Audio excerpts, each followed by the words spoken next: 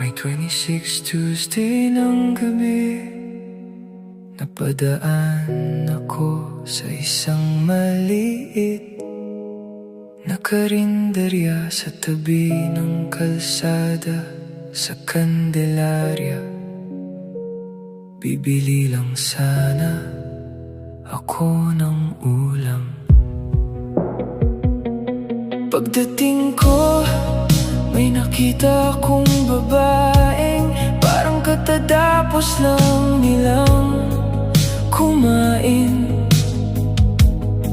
Nung bibili na ako, parang magbabayad pa lang siya sa kahera. Kasama niya ang ilang pasahero ng bus na biyaheng Tacloban. Saglit kaming nagkatinginan. Naka-beige jacket siya, tahimik lang, simpleng-simple. Pero hindi ko maipaliwanag kung bakit parang huminto sandali ang buong gabi. Hindi ko natanong ang pangalan niya, hindi ko alam kung siya.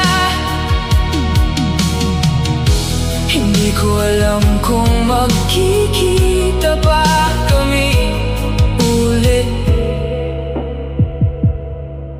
Pero bago siya sumakay ng bus, tumigil muna siya at tumingin sa akin na parang may gustong sabihin ng mga mata niya.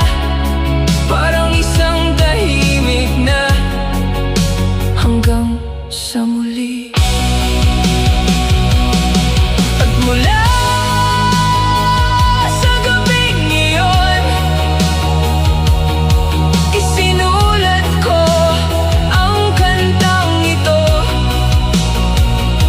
Baka sakaling marinig niya balang araw.